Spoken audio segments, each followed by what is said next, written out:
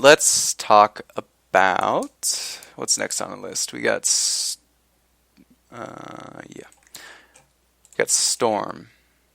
Let's load up Storm here.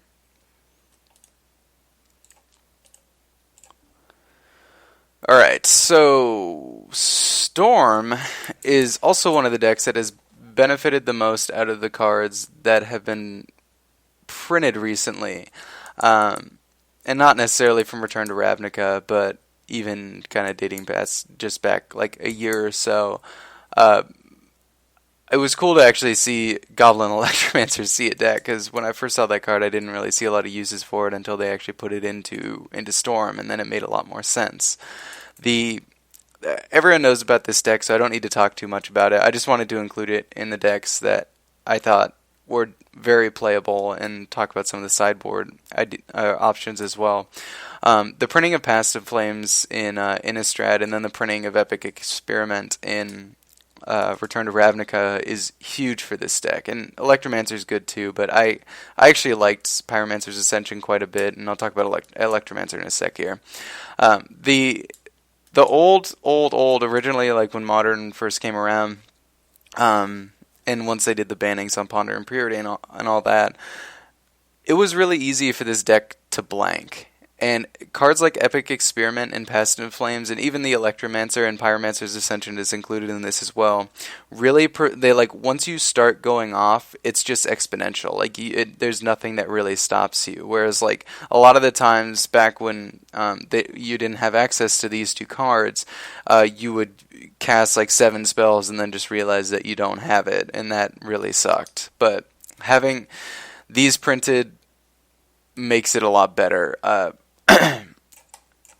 I would probably still run the Pyromancer's Ascension over the Electromancer. The reason I don't like the Electromancer very much is because people are running cards like Path to Exile and Lightning Bolt in their deck, or Terminate or anything like that, and you're essentially just giving them a target for their removal spells in game one. And it's much harder if you played Pyromancer's Ascension that slot, it'd be much harder for them to be removing that.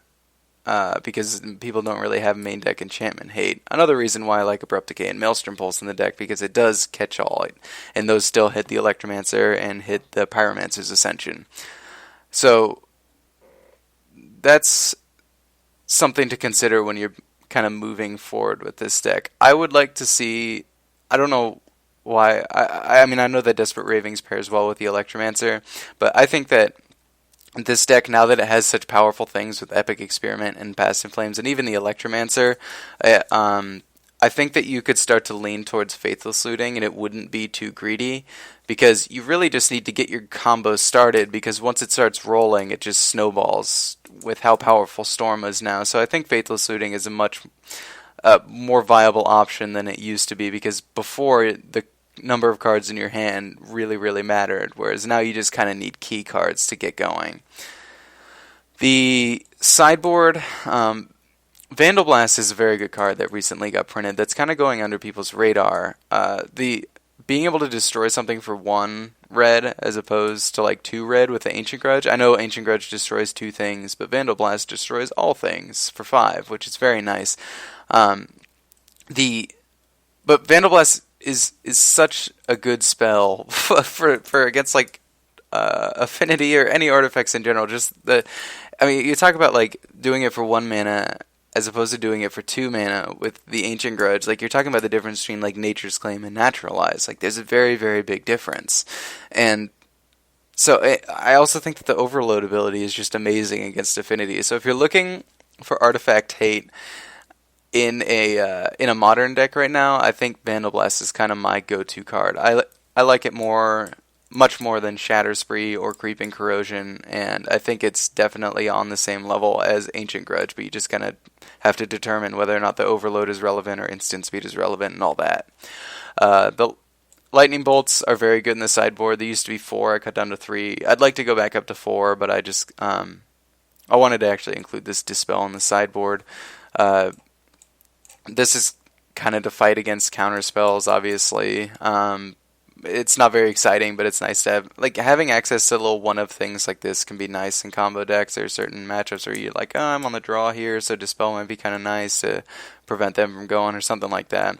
Echoing Truth, obviously, to bounce their Thorn of Amethyst and things like that. They're rule of law things that prevent you from going off. People have been running Cyclonic Rift, which I don't really like because I don't think you're ever going to get to that 7 mana. I don't know, maybe you will, but who knows? I guess if you just got a ton of mana in your mana pool and then you were able to overload it and kind of bounce all their stuff back, then maybe that would work. But I'm still on the Echoing Truth train. I'm not really, I don't like Cyclonic Rift as much.